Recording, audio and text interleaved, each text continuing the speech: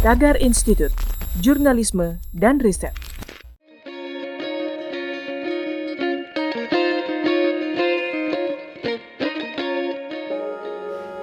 Halo Tagarians, para penonton Tagar TV dan juga pembaca Tagar ID, apa kabarnya? Senang sekali saya, Kori Olivia, bisa kembali menemani Anda di Tagar TV. Hari ini saya ingin membacakan ulasan pilihan redaktur Tagar tentang sejarah Sumatera Utara. Sejarah Sumatera Utara terentang sejak zaman Mesolitikum berdasarkan penemuan arkeologi seperti diungkap dalam buku Sejarah Daerah Sumatera Utara terbitan Direktorat Jenderal Kebudayaan tahun 1976. Pada masa itu, penghuninya disebut sebagai orang Austro-Melanozoid yang banyak mendiami daerah muara sungai. Pada tahun 2000 sebelum Masehi, Sumatera Utara mulai dihuni oleh orang Proto-Melayu, dan kemudian dihuni pula oleh orang Deutero-Melayu yang berasal dari daerah bagian selatan Cina. Sekitar tahun 775 Masehi, Sumatera Utara termasuk dalam wilayah kekuasaan Kerajaan Sriwijaya. Abad ke-15 menjadi titik terang dalam sejarah Sumatera Utara. Di sekitar tahun 1500, ada banyak kerajaan di daerah Sumatera Utara, seperti Kerajaan Nagur, Aru, Panai, dan Kerajaan Batangiu. Kerajaan Nagur terletak di Simalungun Uluan, sedangkan Kerajaan Batangiu adalah kerajaan pengaruh Raja Jawa yang terletak di Simalungun. Kemudian terjadi peperangan yang dimenangkan Kerajaan Nagur, sehingga kekuasaannya meliputi seluruh Simalungun. Pada abad ke-16 muncul sebuah kerajaan di Tapanuli yang didirikan oleh keturunan Sisingamangaraja, yaitu Kerajaan Batak. Kerajaan ini kemudian mencakup seluruh Tapanuli sampai ke Angloka, Mandailing, dan Dairi. Sementara di daerah pesisir timur Sumatera Utara terdapat sebuah kerajaan besar bernama Kerajaan Aru.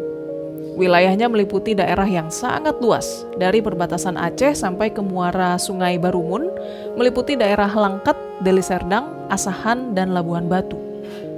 Ketiga kerajaan tadi, yaitu Nagur, Batak, dan Aru, terus-menerus terlibat persaingan memperebutkan hegemoni di wilayah Sumatera Utara. Di abad ke-17, pengaruh Aceh mulai memasuki Sumatera Utara. Seorang panglima Aceh bernama Gocah Pahlawan datang ke Deli Tua dan menikahi putri Nang Baluan dari Sunggal. Lalu pada 1669, beberapa daerah pesisir timur Sumatera Utara direbut oleh Siak. Kemudian Sumatera Utara mulai dimasuki pengaruh Belanda. Tepatnya pada 1 Februari 1858, Siak menandatangani perjanjian dengan Belanda, yang isinya mengakui bahwa daerahnya termasuk dalam kekuasaan Belanda.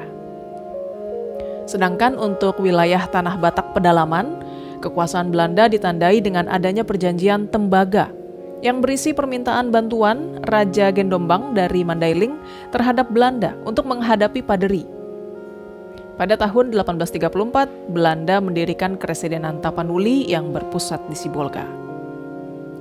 Lalu pada 1 Maret 1887, Belanda membentuk Keresidenan di daerah Sumatera Timur yang berpusat di Medan. Selama masa pemerintahan Belanda, Sumatera Utara merupakan suatu pemerintahan yang bernama Government van Sumatra, dengan wilayah meliputi seluruh Pulau Sumatera, dipimpin seorang gubernur yang berkedudukan di kota Medan. Pada 13 Maret 1942, Jepang mulai memasuki Medan dengan Masjid Raya digunakan sebagai benteng pertama. Pada masa pendudukan Jepang, kerajaan-kerajaan di Sumatera Utara masih tetap berjalan seperti biasa. Raja-raja ditugaskan untuk membantu pelaksanaan kebijakan politik pemerintah Jepang. Dalam hal ini, raja hanya bertugas mengurus persoalan adat istiadat. 2 hari setelah Jepang menyerah kepada sekutu, Indonesia memproklamasikan kemerdekaan pada 17 Agustus 1945. Dalam sidang pertama Komite Nasional Daerah, Sumatera kemudian dibagi menjadi 3 sub-provinsi, yaitu Sumatera Utara, Sumatera Tengah, dan Sumatera Selatan. Provinsi Sumatera Utara adalah penggabungan dari 3 daerah administratif yang disebut Keresidenan, yaitu Keresidenan Aceh, Keresidenan Sumatera Timur, dan Keresidenan Tapanuli. Tepatnya pada tanggal 15 April 1948 adalah hari jadi Provinsi Sumatera Utara. Tagarians, demikian ulasan pilihan redaktur Tagar hari ini tentang sejarah Sumatera Utara. Subscribe YouTube channel Tagar TV dan klik loncengnya juga untuk mengikuti video menarik membahas topik terhangat hanya untuk Anda. Saya Kori Olivia, Tagar TV.